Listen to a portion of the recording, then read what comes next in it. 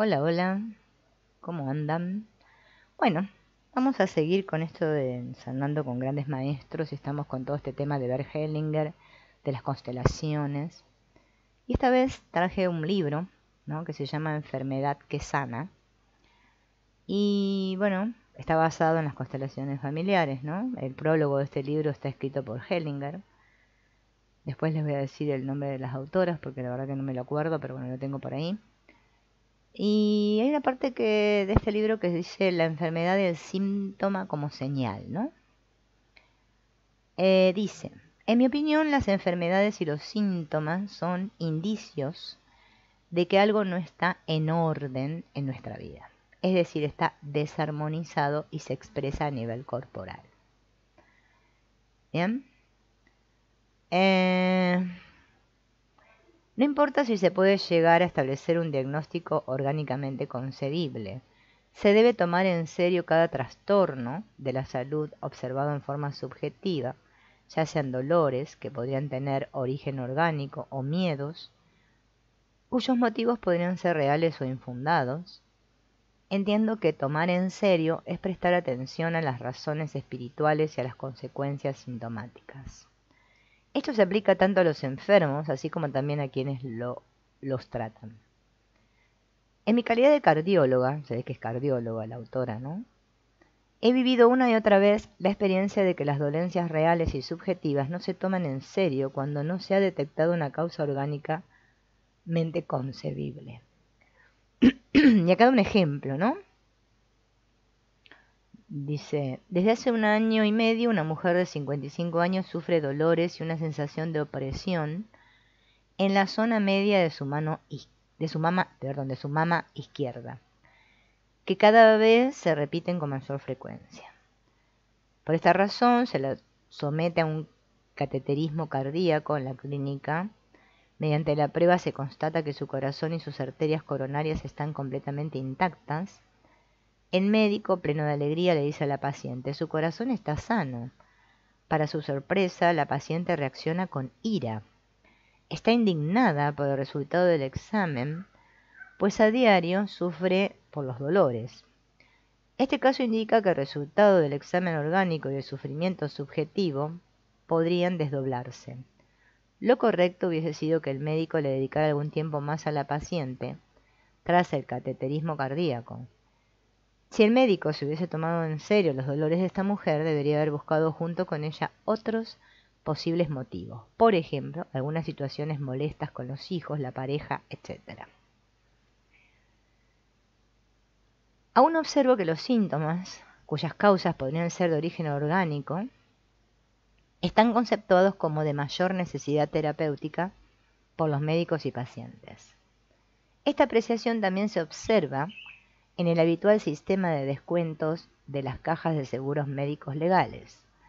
Por regla general, para hacer el diagnóstico resulta mucho más fácil indicar estudios caros, tales como una tomografía, ¿no?, que lograr el reintegro del gasto por una psicoterapia. La psicoterapia autorizada por las cajas de seguros médicos en Alemania presupone el dictamen de un médico lo suficientemente competente y apto para indicar los estudios de diagnóstico. Si uno quiere aproximarse a la característica del dolor, entonces es importante la abstracción.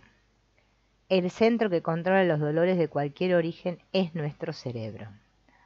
Más allá de que el dolor de cabeza sea por motivos orgánicos o psíquicos, igualmente los nervios transportarán el dolor y el cerebro los percibirá e interpretará. Por consiguiente, el dolor es siempre subjetivo.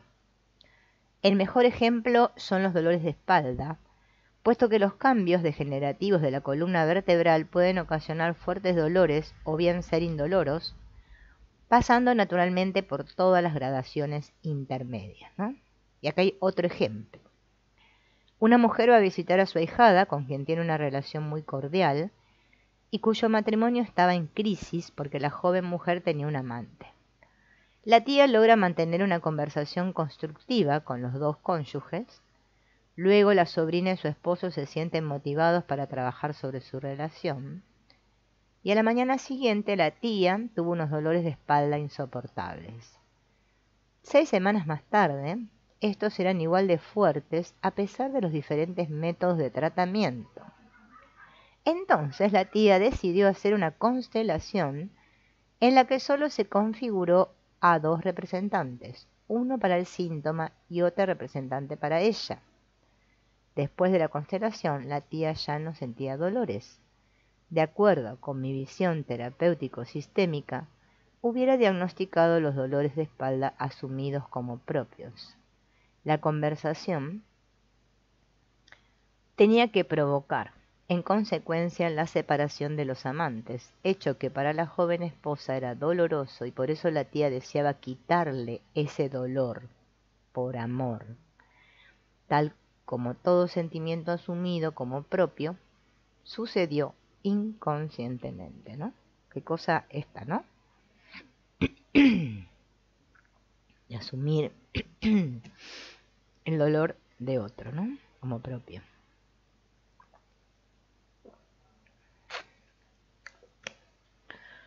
Y ahora habla del sufrimiento. Con frecuencia llegan hasta mí personas que quieren que me encargue de su sufrimiento y dicen, por favor, haga que me recupere. En estos casos mi misión es, ahora más que nunca, despertar la conciencia del paciente haciéndole saber que también debe colaborar activamente en el proceso de su convalecencia cuando se trata de enfermedades orgánicas. Esta invitación a menudo se topa con incomprensión de su parte. Con frecuencia he escuchado decir a los pacientes, usted debería saber efectivamente qué es lo mejor para mí. En cambio, durante la psicoterapia llegan personas que están muy motivadas y que quieren lograr algo para cambiar. Aun cuando la mayoría de las personas en nuestra sociedad les va objetivamente bien, hay muchas que sufren. Como profesional, siempre tuve que confrontar con el sufrimiento y todavía lo sigo haciendo. Perdón. He pensado mucho acerca de cuál es la razón por la que mis clientes y pacientes muchas veces, círculo vicioso, prácticamente, se aferran al sufrimiento.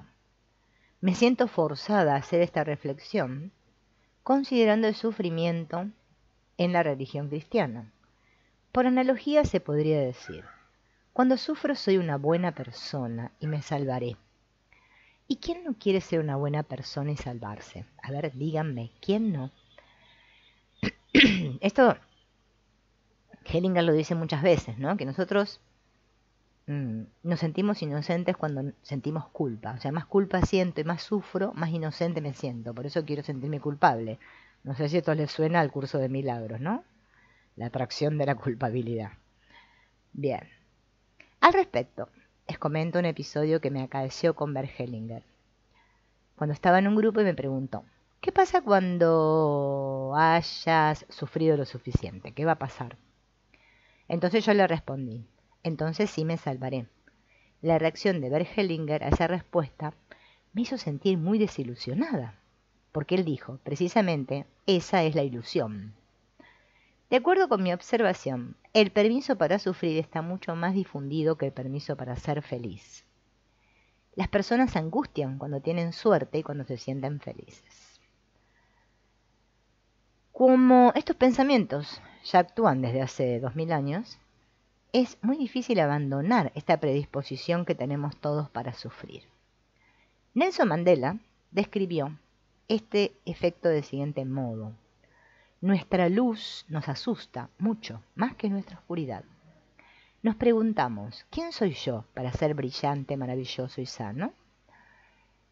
Pero, en realidad, ¿existe un fundamento para no serlo?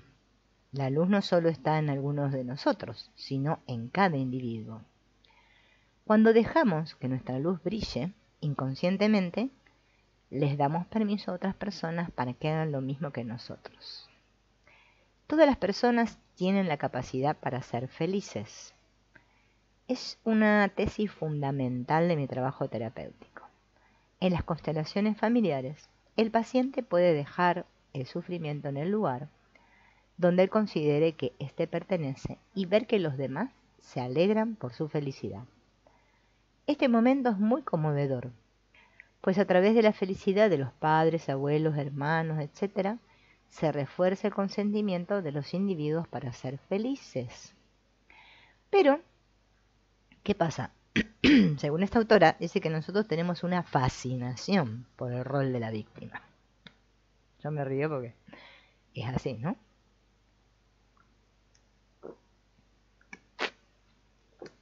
¿Por qué es tan difícil abandonar el rol de la víctima y el sufrimiento?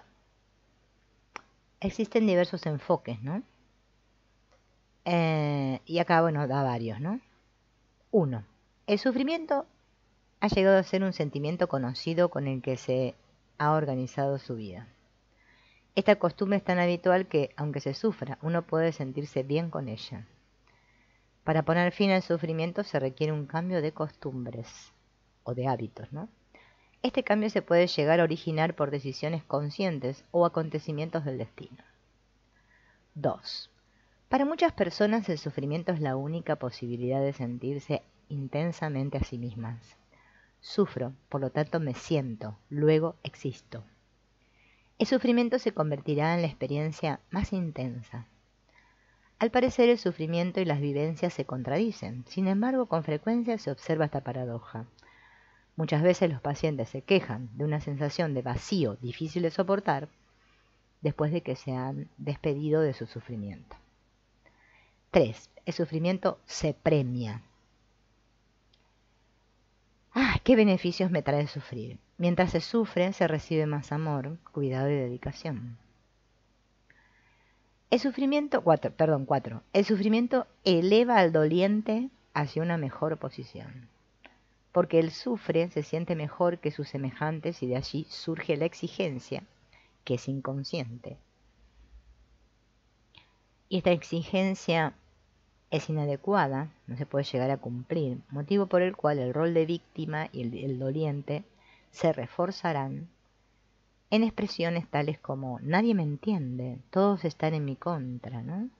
Son convicciones de base de esas víctimas crónicas que permanecen cautivas en el círculo vicioso del sufrimiento. 5. El sufrimiento puede ser reconocido socialmente y condicionar el sentimiento de pertenencia a un grupo, ¿no? Por ejemplo, las pobres mujeres abandonadas, ¿no? Los hombres abandonados. Entonces, pertenezco a ese grupo de los sufrientes. 6. El sufrimiento se caracteriza generalmente por la pasividad. Por lo tanto, dejar la postura pasiva significa ponerse en actividad y pasar del rol de víctima al de victimario. En este contexto positivo, ser victimario significa asumir una responsabilidad y entrar en acción. Pude observar que los dolientes sienten una fuerte inhibición para ponerse en acción, debido a las implicaciones familiares procedentes de generaciones anteriores, homicidio, desposeimiento, etc. En esos casos los síntomas son el fracaso y la falta de trabajo. Aferrarse al rol de víctima sirve para no llegar a ser así, como los padres o los abuelos. 7. El sufrimiento se puede malinterpretar y de esta manera restablecer la propia inocencia. Por miedo a reconocer la autoría, uno se refugia en el rol de víctima y vuelve a ser aparentemente inocente. Como ejemplo, quiero mencionar, dice, que muchas personas durante el Tercer Reich, quienes después de la guerra tomaron al rol de víctima, el rol de víctima aquí es casi como un fenómeno de masas y fue durante mucho tiempo socialmente aprobado. Esta falta de reconocimiento de la propia culpa provoca nuevamente el sufrimiento de las generaciones subsiguientes. 8. A menudo, como compensación por la culpa no reconocida, los victimarios en generaciones anteriores, los subsiguientes miembros de la familia, se sienten responsables infundadamente. Estas implicaciones provocan una persistencia en el rol de víctima. Por lealtad con las víctimas de los victimarios, ellos se sienten traidores cuando abandonan este rol. Recién, cuando el amor por el victimario gane espacio, podrá dejársele a cargo del hecho resolviendo así la compulsión de sacrificarse. Para los descendientes de las víctimas vale decir que ellos también permanecen en el rol de víctima por lealtad hacia sus antepasados. Los síntomas de estos dolientes son similares, son formas graves de enfermedades y depresión. Cada una de las explicaciones descritas se les formulará a los dolientes esta pregunta: ¿qué viene después del sufrimiento? El fin del sufrimiento está unido a una consecuencia que merece ser tomada en consideración. Al respecto se dan dos ejemplos. La situación: sufro porque mi puesto de trabajo es monótono y el sueldo es bajo. Puede concluir cambiando de trabajo, pero cuando esta situación está unida con una mudanza que yo rechazo, es más fácil continuar sufriendo que embalar las pertenencias y mudarse. En el caso de un retiro anticipado por depresión, el fin de la enfermedad será el retorno a la actividad laboral y con ello la eliminación de todo derecho de cobrar la pensión. Desde el punto de vista material, el afectado se perjudica porque probablemente le resulte más sencillo continuar sufriendo. Sufrir es más fácil que resolver. Bert Hellinger. Los dejo con esta reflexión. Chao.